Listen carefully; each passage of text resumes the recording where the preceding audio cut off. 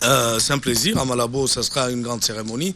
On va savoir, on sera fixé justement, je voudrais parler des léopards et nous Congolais, sur les sorts que nous réserve justement cette Coupe d'Afrique des Nations en termes de constitution des groupes. La RDC, ce qui est évident, ce qu'il est dans les chapeaux 4 avec avec notre voisin d'ailleurs le Congo-Brazzaville, c'est évident aussi qu'on ne doit pas se rencontrer. Bon, est-ce que nous pouvons parler d'un sort mérité? Je pense que les sorts a été plutôt clément avec nous parce que on finit sur l'ensemble des groupes comme meilleur perdant, on est récupéré et il faut même dire que c'est les résultats d'un concours des circonstances parce qu'il fallait compter sur le match Congo-Brazza, Soudan, RSA, Nigeria et enfin sur les tards dans la nuit, Tunisie-Égypte. Bon, on mérite d'être là parce que c'est le règlement qui les veut comme ça. Ben, quant à savoir si nous allons être beaucoup plus réalistes à cette Coupe d'Afrique des Nations, je crois que tout dépendra de ce que nous allons mettre en place comme politique de préparation de notre équipe. Et c'est maintenant que nous devons nous préparer. Oui, mais parce qu'il ne nous reste plus que 45 jours. Vous ne pensez pas que c'est déjà tard? Non, c'est pas tard. Vous savez, quand on est joueur professionnel, c'est notre métier. Je ne voudrais pas parler, on est professionnels, nous, justement, pour le micro et la plume, mais je me dis, quand on est professionnel, on évolue à un certain niveau. Il suffit de se retrouver pendant 2 semaines, je crois, pour tout mettre en place, et donc mettre une ossature en place qui peut rivaliser d'ardeur avec d'autres sélections. Je ne pense pas que ça puisse être tard, mais ce qui est évident, il faut parer au plus pressé. Voilà. Olivier Pengongo, un avis contraire? Bon, je crois que ce n'est pas prudent de la part des léopards de ne pas se préparer déjà d'abord, de se retrouver qualifié par magie, pas par magie, en chrétien on dira par la grâce. Et est-ce qu'il faudrait-il qu'on reste dans cette logique-là, toujours dans l'imprévision? Non, on aurait dû prévoir. On n'a pas prévu, c'est une fatalité. On va essayer de se battre pour que finalement on arrive à s'en sortir. On vous sent large aujourd'hui, Olivier. Oui. Très gentil, vous avez été corrompu par les léopards, on dirait. Non, le patriotisme oblige. C'est l'effort. Nous avons souvent l'habitude de voir Olivier réaliste, et là, aujourd'hui, c'est le patriotisme. Oui, parce que c'est déjà fait, en fait. C'est comme si vous avez votre enfant, vous protégez très bien vos porcelaines, vous ne voulez pas que ça tombe, mais finalement, il les fait tomber. C'est votre enfant, vous ne pouvez pas les tuer. C'est pareil avec les léopards aujourd'hui. C'est un enfant que l'on souhaite travailler, mais qui ne travaille pas et finalement il se retrouve qu'il a réussi. Il ne faudrait pas qu'on le fasse croire qu'il a réussi parce qu'il a travaillé. Ça, c'est par pure grâce de Dieu qu'il faudrait que prochainement qu'il apprenne à travailler. Mais bon, malheureusement, il est déjà là, qu'il essaye de se battre et peut-être de ramener quelque chose. Mais on ne peut pas trop rêver. On ne va pas rêver la Coupe d'Afrique, mais une bonne prestation. En parlant de la préparation, où en sommes-nous? La préparation, je crois que nous sommes au point zéro. Alors qu'ailleurs, dans toutes les autres équipes... Kadima ne le dit pas. Hein. Kadima espère. Il est vraiment dans le banc. On est assez préparé. 44 jours, c'est encore assez. Non, en fait, oui, je salue pas. C'est le non-dit du dit, Kadima, Jean-Pierre. Ben oui, ne cherche pas à me mettre des mots sur la langue. Nous l'avons senti. Non, non. Je suis de ceux qui pensent quand même que, contrairement à ce que Olivier dit, que c'est pas la RDC, c'est vrai que nous, notre dernier match, on l'a gagné, et les règlements, les hasards du règlement fait que nous puissions être les meilleurs perdants. Nous avons été récupérés.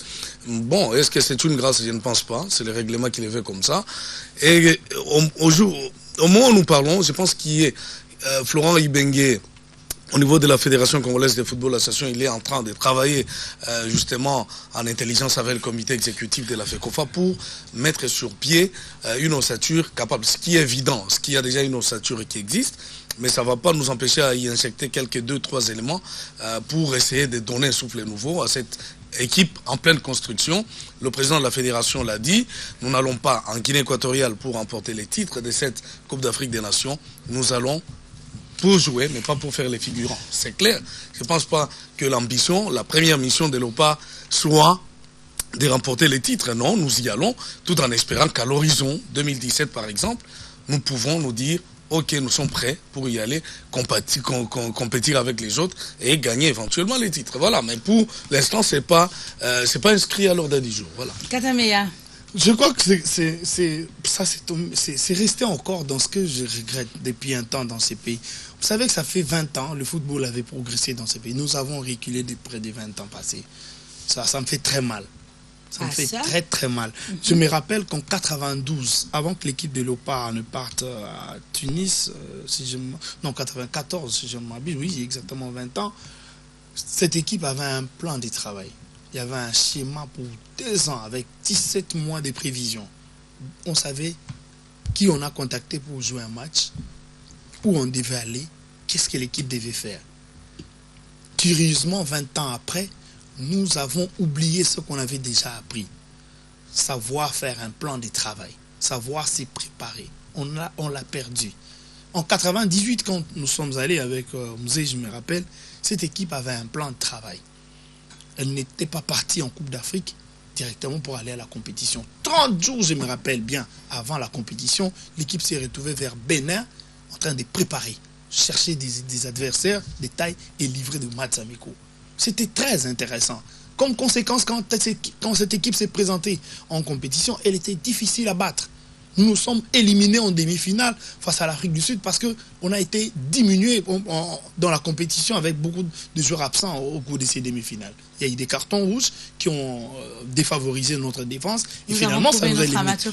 Oui, bon, ça s'explique du fait que souvent on n'arrive pas à gérer les matchs. Oui, en pleine compétition, les amateurs, c'est ça. Ce n'est pas savoir gérer les matchs, mais au moins, on a surpris agréablement le continent.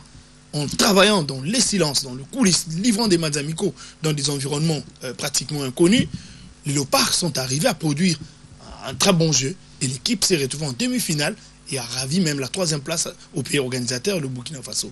Mais maintenant, on a oublié tout ça. Ça appartient au passé. Les présents qui auraient été mieux, si on s'était inspiré de ce qu'on avait bien fait de par les passés, ça ne se passe plus comme ça. Le Léopard s'est qualifié la veille, on retrouve le président de la fédération, il nous dit, bon, c'était un miracle, je ne l'ai pas cru, on a la qualification, on va essayer de travailler à 50 jours près pour arriver à la compétition en forme. Non, attendez, vous avez les 15 autres nations qui ont un plan de travail, qui ont prévu des matchs amicaux avant les éliminatoires, après les éliminatoires, et directement aller à la compétition. Mais nous, on va aller à la compétition jusqu'aujourd'hui. Ibenge, comme disait Jean-Pierre Kadima, est encore en train de travailler parce qu'il a aujourd'hui un bureau à la FECOFA.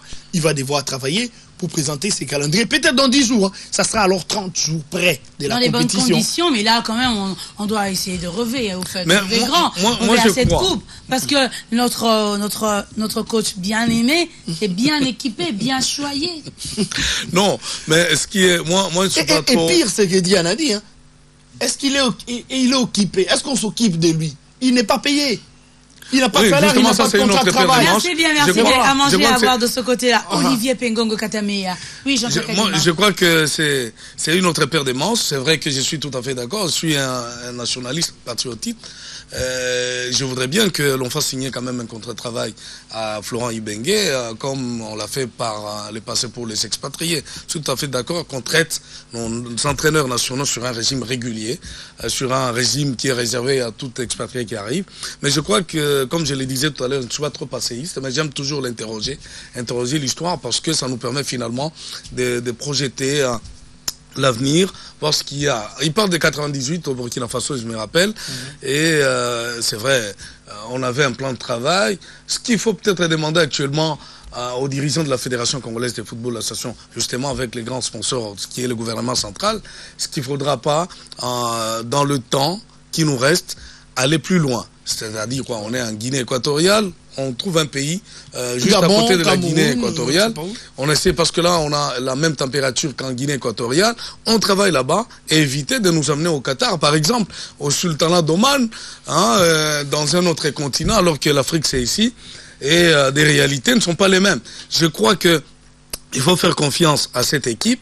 Il ne faut pas trop lui demander. Il ne faut pas non plus cracher sur ses belles performances des 4 dernières journées, parce qu'il y a, dans les 2 premières journées de ces éliminatoires, en tout cas, on était loin de penser qu'on pouvait même être présent à la phase finale de la Coupe d'Afrique des Nations. Mais parce qu'on y est, par magie ou par grâce, comme vous l'avez dit, je crois que nous ne devons qu'accompagner cette équipe dans la logique de l'avoir, ne fût-ce que prester atteindre les quarts de finale si possible, parce qu'il ne faut pas qu'on se mette en tête qu'on va remporter ce titre de la Coupe d'Afrique des Nations. C'est impossible, mathématiquement parlant, et même en parlant de la préparation, la bonne. Mais Kadima aussi, il est un peu trop négativiste, hein, on va se le dire. Non, je ne suis pas trop négativiste. Nous ne pensons même pas être qualifiés, Kadima, mais nous sommes qualifiés.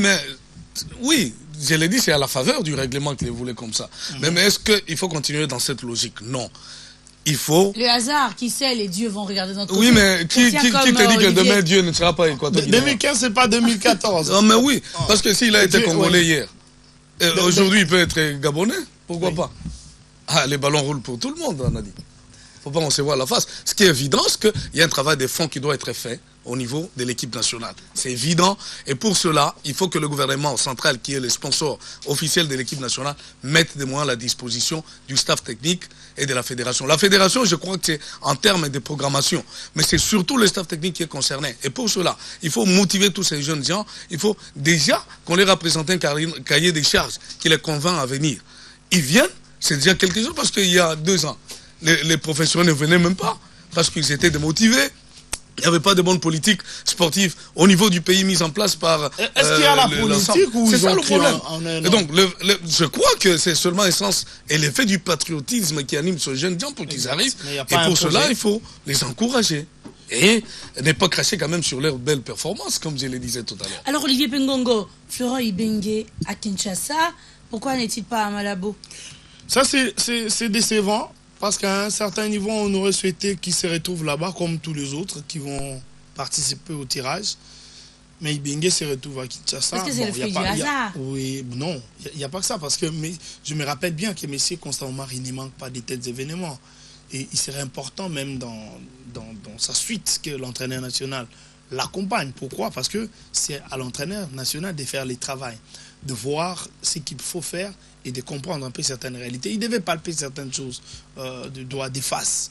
Ce matin, j'ai vu des centaines de Congolais réagir sur les réseaux sociaux, se demander pourquoi pas une représentation du staff technique national à Malabo, une manière de chercher à vendre positivement cette image. Non, mais il y a aussi un problème. Je crois que les réseaux sociaux... Kadima aura le temps de s'exprimer. Merci bien, Olivier Pengongo. Oui, mais, bon, c'est vrai que Kadima va devoir réagir, mais je crois que c'est des Congolais qui réagissent, qui s'étonnent, parce que aujourd'hui, cet élan patriotique dont Kadima parlait de joueurs et sur l'échelle nationale. C'est tous les Congolais, même ceux qui ne jouent pas au foot, croient en cette jeunesse. C'est une nouvelle génération de talentueux qui sont capables d'amener les pays loin.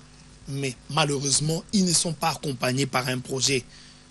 La Fédération congolaise de football, même les ministères des sports, n'ont pas fait un travail.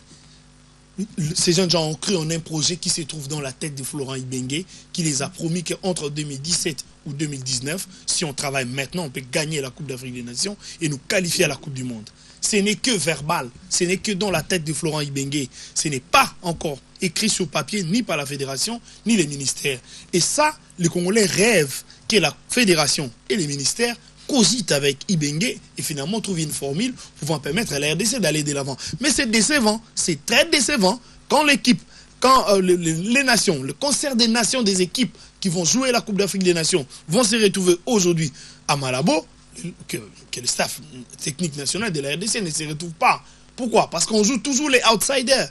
C'est l'enfant surprise. Personne ne sait quand est-ce qu'il va devoir réagir. Ce n'est pas prudent.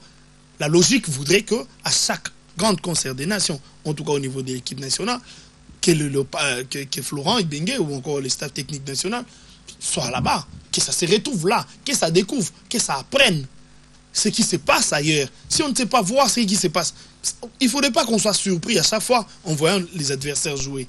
Ne l'ont pas rendu mal à voir, à déterminer le jeu que va devoir produire un adversaire. Pourquoi? Parce qu'il n'y a jamais eu ce travail-là de piste, de vision, de regard. Ibenge essaie de les faire, mais encore de manière triche. Il les fait seul et de manière pas propre. Ça manque d'organisation au niveau de la fédération, ça manque d'organisation et d'implication de la part du ministère. Et finalement, l'entraîneur se retrouve seul avec un projet, avec sa tête et des jeunes joueurs talentueux. Oui, on veut espérer à cette jeunesse, mais ils ne vont pas aller loin si les pays, si les institutions ne les accompagnent pas. Que ce soit la fédération ou encore les ministères, parce qu'en tout cas, les deux, personne n'a convaincu en expliquant pourquoi Ibenge n'a pas de contrat, pourquoi les Lopa n'ont pas un projet de travail.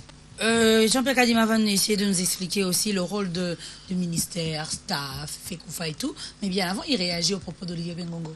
Oui, je voudrais réagir tout de suite parce que moi je ne suis pas du tout d'accord de m'inscrire en faux contre cette opinion qui pense qu'il faut absolument amener l'entraîneur quand il s'agit du tirage au sort. Ce n'est qu'un tirage au sort qui n'a rien à foutre. C'est pas Florent Ibenge. C'est un jour. Non, c'est un jour. On a dit, c'est un jour.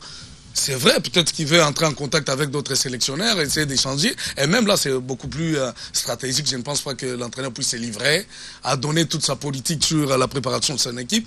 C'est vrai, certains pays le font, mais ce n'est pas un impératif pour la fédération. Je ne fais pas avocat de la fédération, mais ce n'est pas un impératif pour la fédération d'amener avec lui Ibenge à Malabo aujourd'hui et demain on rentre à Kinshasa. C'est pour faire quoi? Non, mais c'est pour faire quoi? Il faut m'expliquer ça de façon technique. Florent Ibenge va faire quoi? Il reste ici au pays, se concentrer sur les joueurs, sur l'équipe qu'il doit mettre en place pour cette histoire. Il sera informé comme tout le monde. Et nous, au niveau du pays, je me rappelle. Parce qu'il n'est pas tout le monde, parce qu'il va conduire cette grande. Non, mais il va conduire où? C'est pas à Malabo qu'on joue, il n'y a même pas de joueurs là-bas. Tu vas prélever quelle température là-bas? Je crois que c'est des choses qu'il faut bannir des têtes des Congolais qui pensent toujours que non, condamner c'est bien. Oui. Il va foutre quoi? Je préfère encore qu'on me parle du directeur technique parce que c'est lui qui incarne justement mais c'est la politique. Et même lui. Oui, mais je préfère qu'on parle de Moulamba, Joseph Boukeba, qui est directeur technique parce que c'est lui qui gère la politique sportive de la fédération. Je crois que c'est tout à fait sur le plan technique. Je crois que c'est tout à fait logique. Je voudrais alors, pour revenir au rôle du ministère, la fédération, c'est l'organe technique du ministère. Le ministère ne représente que le gouvernement. C'est à la fédération de lui faire rapport, de lui faire un état des besoins que le ministre va soumettre au gouvernement central pour débloquer certaines situations. Ça n'a rien à foutre. Le ministère, vous voulez voir Mbazanga Lainsungu aller sur le terrain du stade de Martinique jouer au football? Qu'est-ce qu'il a à foutre? C'est la politique qui doit être édictée par la fédération, qui doit être mise en application au niveau du gouvernement. Ça n'a rien à foutre. C'est pas Banzamou Kalensungu qu'on attend bien sûr les bancs de tous de l'équipe nationale. Voilà. Lors des matchs avec Vita, les joueurs s'y sont plaints. Pourquoi? Parce qu'ils étaient étouffés, il y avait trop de politique, il y avait trop de gens. Est-ce que vous pensez que cette fois-ci, ils sont assez libres? On laisse Florent Ibenge et ses poulains vivre librement. Mais même parlant de l'ASV Club, je crois que c'est un sujet qu'on avait déjà évoqué sur ce plateau. Oui, c'est vrai qu'on a condamné tout ce balai diplomatique qui n'avait rien à foutre. Et moi, je vois très mal pourquoi on va fermer les portes ou les portails du stade Tata Raphaël à la presse sportive concernée par l'événement et on les ouvre pour les députés nationaux. C'est quoi cette histoire? C'est dans quel pays ça s'est fait comme ça? Donc moi je crois quand même que... du Congo. Ah mais oui, si c'est ça, alors on est dans une jungle. La presse sportive qui va...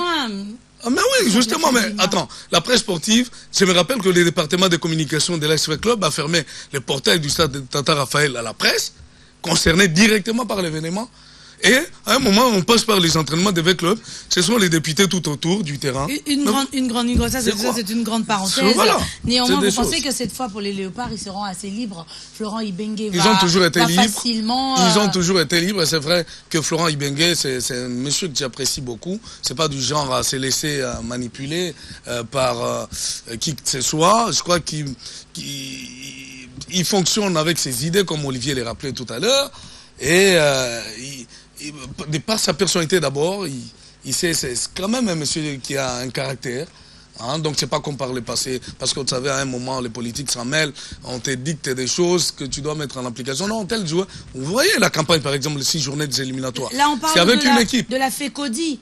La fédération congolaise des 10 heures. Oui. Ça veut dire encore ça. C'est une nouvelle fédération. Enfin, on vous le concède.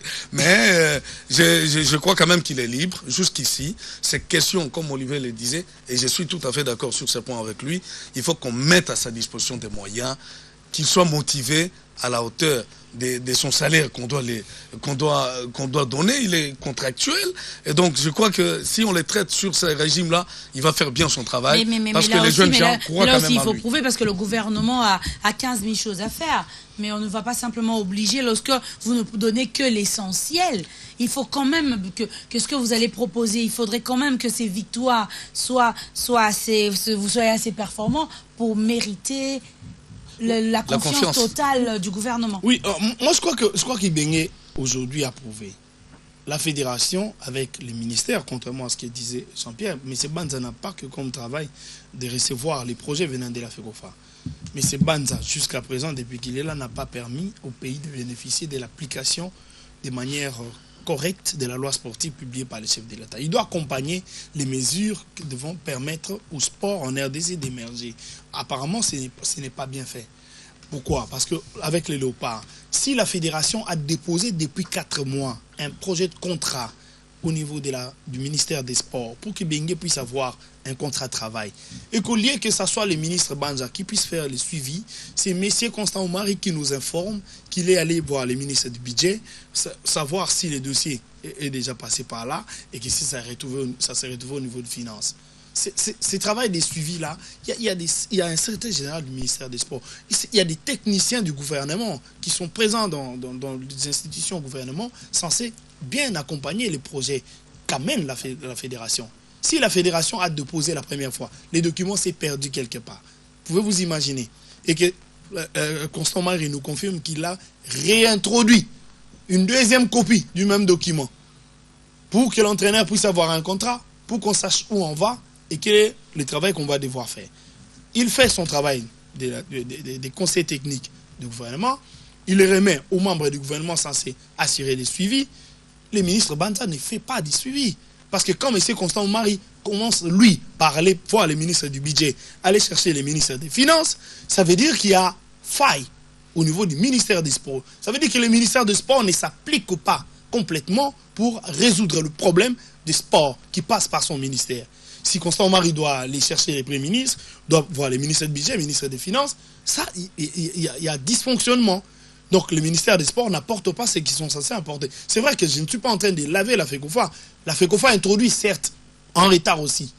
Beaucoup de fois, les documents sont introduits en retard. Parce qu'aujourd'hui, si ce n'est qu'aujourd'hui que Ibenge et la direction technique nationale travaillent sur le projet de travail de l'OPA pour le 17 janvier en Cannes, ça veut dire qu'ils sont énormément en retard déjà sur le plan organisationnel. Donc la FECOFA a ses failles sur le plan de préparation des documents, mais l'organe, le membre du gouvernement, la politique gouvernementale pilotée par M. Banza Moukala au niveau du sport ne fait pas non plus son travail.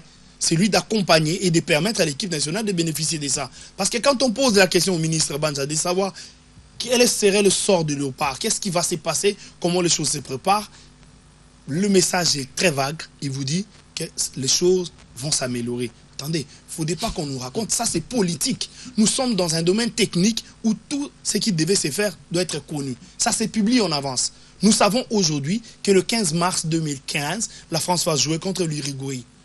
Vous ne devez pas nous en faire un dessin. Il n'y a pas de dessin à faire. Il y a un plan de travail à déposer et à organiser. Quand tu es dans un ministère aussi technique que le ministère des Sports, qui nécessite l'apport des experts, si les experts vous amènent les documents, à moins que vous ne puissiez pas comprendre. Si vous ne comprenez pas, demandez aux experts de vous expliquer. Donc c'est pour ça que je partageais les responsabilités. Le ministre Banza a sa part, comme la fédération a sa part. Mais aujourd'hui, comme je l'ai dit, on va pas sombrer dans ça, on va quand même rêver. C'est un rêve de voir les Léopards sortir de cette compétition rigaillardie.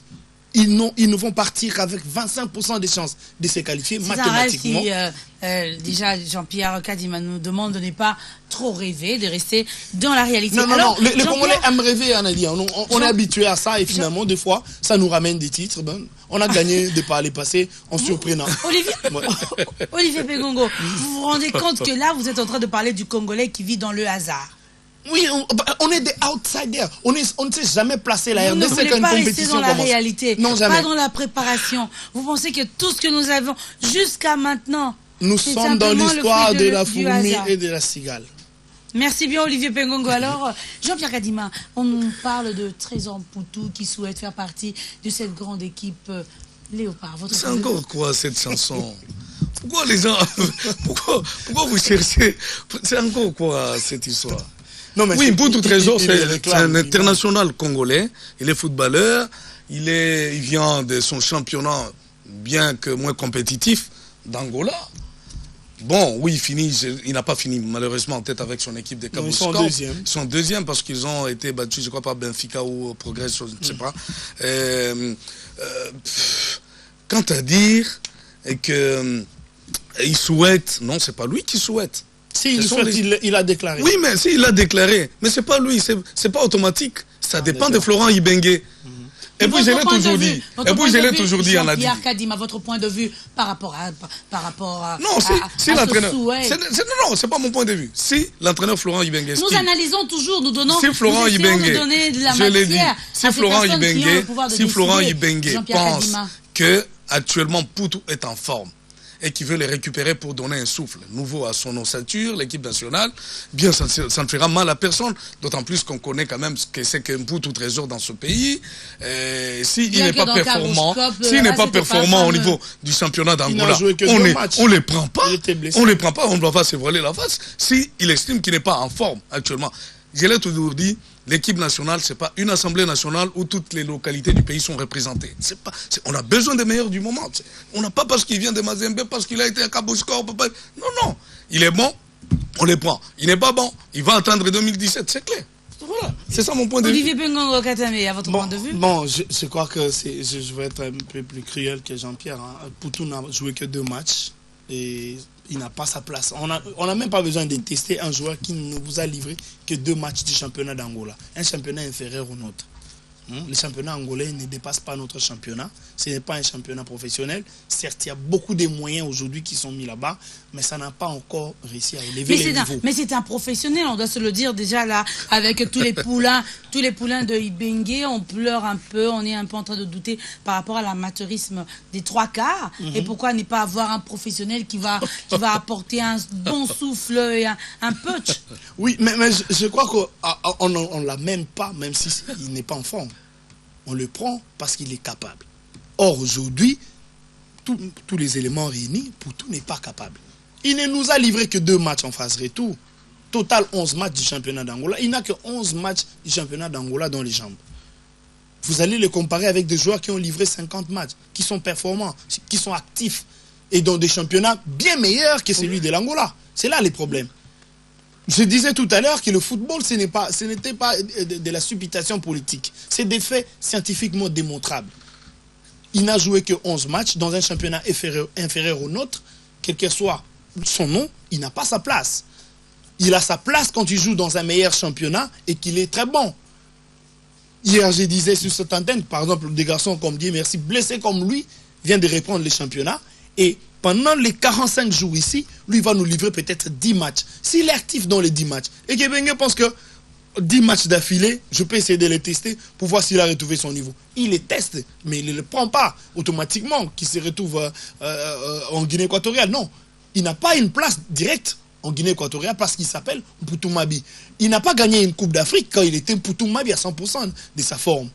Donc rien aujourd'hui, avec une performance, un travail inférieur à son travail du passé, va nous faire gagner une Coupe d'Afrique. On ne va pas gagner la Coupe d'Afrique si on a Poutou en méforme. Si on l'a en forme, oui, peut-être, ça peut surprendre. Mais pourquoi on veut toujours parler d'un Poutou à tout moment? Il y a beaucoup d'autres joueurs qui ne viendront malheureusement pas, mais qui évoluent d'ailleurs, comme un garçon comme Alain Kaloui Touka Diogo. Oui. C'est pas une préférence pour les sélectionneurs nationaux actuellement. Oui. Yves Diba, c'est vrai qu'il a il est meilleur buteur au Qatar. Il avait des petits problèmes. Dans un championnat nettement meilleur que lui. Tout à fait. Mais pourquoi on veut absolument centrer les efforts sur Mpoutou Trésor? Mpoutou Trésor, il faut vous rappeler, peut-être que vous ne le savez pas, le championnat angolais, il est moins compétitif que celui de l'EPF-Team. Celui de Kinshasa. Oui. Parce que c'est le meilleur, il est compétitif. Oui. En Afrique centrale, je ne pense pas qu'il y ait 3-4 championnats bons que celui de Kinshasa. Et donc, celui d'Angola, il ne faut pas, ne vous fiez pas au nom, Kabouskor, Progresso, Benfica de Luanda. Non, c'est un championnat moins compétitif. Et pour tout trésor, malheureusement, les statistiques faisant foi, il n'a pas livré beaucoup de matchs, de performances. Et donc, si Issama Peko d'ailleurs, il évolue à l'équipe nationale, c'est parce que justement, il vient de temps en temps des petits matchs amicaux avec l'équipe nationale. Mais le reste, c'est quoi? Pas d'éviter. Merci bien, nous allons continuer avec Olivier Pengongo et Jean-Pierre Kadima, mesdames et messieurs, juste après cette pause publicitaire. Merci de votre fidélité au programme de la radio-télé Groupe L'Avenir. Mesdames et messieurs, alors que les autres équipes qui vont jouer avec nous seront présentes pour profiter de ce tirage et faire le repérage des sites et éventuellement trouver des matchs amicaux, le staff des Léopards absent. Quid? Et pour répondre à ce quid, Olivier Pengongo Katamea, analyste sportif sur notre plateau. Bien sûr, en face de lui, Jean-Pierre Kadima. Kadima, déjà cette question. On va essayer de faire un recap, un pas en arrière, pour mieux expliquer à ce téléspectateur qui nous rejoint. Moi, je suis strict. Je le répète, je ne dis pas. Je dis qu'elle sait que l'on pense de Florent Ibenge pour qu'il soit en Guinée équatoriale. C'est vrai, c'est peut-être bien, mais ce n'est pas une nécessité. Alors, je ne pense pas que sa présence puisse, en tout cas, chambouler tous les calculs, parce qu'on parlait du repérage des sites et autres. Attends, j'ai préféré, moi, en lieu et place d'Olivier, que ce soit Joseph Moukeba Moulamba. Visiblement, il est un peu mis de côté, mais c'est malheureux. C'est quand même le directeur technique national. C'est lui qui gère la politique technique de l'équipe, de toutes les équipes nationales de football au niveau de la Fédération congolaise de football, l'association. Et donc, c'est tout simplement malheureux. Je ne sais pas s'il a fait les déplacements des Malabo. Non. Bon, s'il n'a pas fait, c'est quand même des choses qu'il faut condamner prochainement. Je pense qu'il sera de bon endroit de la part de la Fédération de l'amener dans des grands événements comme ceux-là. Parce que déjà, si au niveau des Mazembe, pour ne parler que des Mazembe, parce qu'on ne le veuille ou pas, c'est quand même le club le mieux structuré de ce pays. Si déjà au niveau du tirage au sort, on peut amener la presse et son manager, M. Kitenge, pour s'imprégner de certaines réalités, pourquoi ne pas les faire au niveau de l'équipe nationale où on a quand même le moyen du gouvernement? Et le point de vue d'Olivier Pengongo? Je crois que pour moi, c'est grave. Quand on veut gagner, il faut apprendre à travailler. Et le travail pour la Coupe d'Afrique commence par visiter les sites. Au-delà du tirage, la mission de tous ceux qui sont allés là-bas, c'est aussi de visiter les sites auxquels il y aura des matchs. Je crois que Florent Ibenge, arrivé sur les sites, va vite découvrir sur quel terrain pouvons se retrouver les léopards. S'appréhender des réalités, palper cette pelouse. Quand un entraîneur descend sur une pelouse, spécifie son entraînement. J'ai connu un entraîneur, Mourinho, le Portugais, avant d'aller jouer en Russie, dans un terrain synthétique, il a dit à ses joueurs, je change. On ne va plus s'entraîner là où on s'entraîne d'habitude, je change, parce que vous n'allez pas vous habituer à une pelouse synthétique. Je ne vous ai jamais entraîné là-bas. Il fallait adapter l'entraînement à l'environnement. Et je crois que pour qu'Ibenge fasse des bons entraînements avec les directeurs techniques nationaux, comme disait Jean-Pierre, il fallait impérativement qu'il fasse ses déplacements. C'était important. Il va savoir s'il va jouer sur un champ de patates, comme disait Claude Leroy à l'époque, et quel entraînement adapté à un tel emplacement, tel environnement. Sinon, on ne sait pas aller là-bas. Alors que toutes les équipes vont aller là-bas. Les autres équipes vont descendre sur ce terrain-là, constater quel est l'environnement, la température. Ibenge avec Vita au premier tour de la Ligue des Champions, quand il arrive au Nigeria, à Kano, il trouve qu'il faisait extrêmement chaud. L'air pesait dans les narines. Il a exigé que son équipe fasse 5 km de marche pour que les joueurs vident dans leurs poumons tout l'air qu'ils avaient emporté de la RDC. Que le corps s'adapte à cet environnement. Donc je crois, pourquoi il a fait ça? Parce qu'il dit, pour avoir été au Nigeria, il s'était rendu compte que l'air respiré au niveau du Nigeria était différent de ce qu'on respire au Congo. Là-bas, c'est lourd, alors qu'ici, c'est léger. C'est des choses qu'un entraîneur est censé découvrir bien avant pour adapter son entraînement, ses méthodes de travail. Sur place. Et tout ça, il faudrait qu'il soit sur place. Il ne va pas s'imaginer. Il ne va pas s'imaginer comment se comporter dans telle ville ou dans telle ville. Il faut qu'il arrive dans cette ville et qu'il constate que c'est comme ça. Il faut qu'il palpe le pelouse de cet environnement-là pour s'assurer qu'il est capable de gagner ou de produire un jeu avec ce qu'il a déjà aujourd'hui. Mais Olivier, mais là, dans vos dires, on s'entend que vous êtes en train de vous contredire. Si on évoluait avec Olivier jusqu'à maintenant, le Congolais qui vit dans le hasard, pourquoi ne pas continuer dans ce hasard-là? Non, je disais que c'était un fait. Même dans les jeux, vous nous parlez du hasard. Ce n'est pas de la préparation, ni des entraînements. Mais si les dieux nous regardent ce jour-là, nous aurons cette coupe. Mais s'ils regardent le Gabon, comme l'a dit Jean-Pierre Kadima, nous ne l'aurons pas. Oui, on ne l'aura pas parce qu'on ne travaille pas. Mais pourquoi vous dites déjà non au début? Ce n'est même pas encore janvier et c'est déjà dans le non. Nous n'allons pas faire ça. Puisque le football tendant vers la systématisation, donc vers tout deviendra un discipline pratiquement scientifique, et puisqu'on tend vers scientifique, attend prévision. Et donc la prévision des léopards, les léopards n'ont pas beaucoup de chances de gagner parce qu'ils ne se préparent pas. Mais comme disait Jean-Pierre, comme je l'ai dit, les dieux qui regardent, de fois, peut vous donner la victoire alors que vous n'êtes pas préparé. Les Léopards n'ont pas mérité la qualification sur le plan travail, sur le plan préparation. Mais pour gagner, est-ce qu'il faut partir sur les mêmes ambitions pour jouer la Coupe d'Afrique des Nations? J'ai dit non. Certes, on va applaudir, on est qualifié parce que les règles établies par la CAF permettent à ce qu'on se retrouve qualifié, mais la logique aurait voulu qu'on ne se qualifie pas. Parce que personne n'a cru en la qualification, même les experts du football congolais. Le numéro 1 des experts du football congolais n'a pas cru qu'on pouvait se qualifier. Parce qu'à la fin du mois de Léopard, il dit aux joueurs, même si on ne se qualifie pas, mais je vous félicite quand même pour cet esprit nationaliste. Après les derniers matchs, vous voyez, donc personne n'a cru à la qualification. Pourquoi? Parce qu'on n'a pas bien travaillé et qu'on a moyennement joué. Parce qu'on a fait 10-50-50. Maintenant qu'aujourd'hui... C'est encore le hasard. Non, c'est pas forcément... Là, il y a un fruit de travail, mais un travail qui n'est pas fait au Congo, mais par les clubs formateurs de ces jeunes joueurs. C'est de discipliner les jeunes gens qu'on a vus, Benga appelé. Voilà pourquoi, et les Léopards ont bénéficié du travail que ces entraîneurs l'ont fait. Voilà pourquoi il y a une nécessité que ces têtes, ces étoiles qui sont à l'extérieur, qui brillent à l'extérieur, viennent renforcer l'équipe nationale. L'exemple de Mbokani, c'est ça, oui. Mbokani, Mputu, et pour n'en citer que les deux. Oui, mais bon, c'est dès là bon, parce que tu veux vraiment en revenir souvent. Ils ont fait leur temps avec les Léopards. Ils ont été là quand les Léopards ont été moins bons. Ils ont produit. Ils sont professionnels, mais ils ne sont pas au point. Il ne suffit pas d'être professionnel pour qu'on t'aligne dans un match. Il faut être au point. Les professionnels, c'est celui qui travaille tout le jour. Un professionnel aux arrêts n'est pas productif, n'est pas important. Il faut qu'il rentre dans les travaux, il faut qu'il récupère, il faut qu'il travaille, il faut qu'il retrouve son niveau. C'est comme ça qu'on dit dans le jargon du professionnel. Il doit toujours être au point et à niveau. S'il ne retrouve pas son niveau réel, on ne l'aligne pas. Si on ne va pas rêver de ces garçons, le Poutou et les autres, et les Mbokani, comme tu citais tout à l'heure, parce qu'ils ont été absents depuis de longs moments sur le terrain. Alors, est-ce qu'en si peu de temps, ils ont récupéré les automatismes? Certainement dans les coulisses, ils travaillent. Oui, mais travailler seul, c'est différent quand on travaille réellement dans un match. C'est très différent.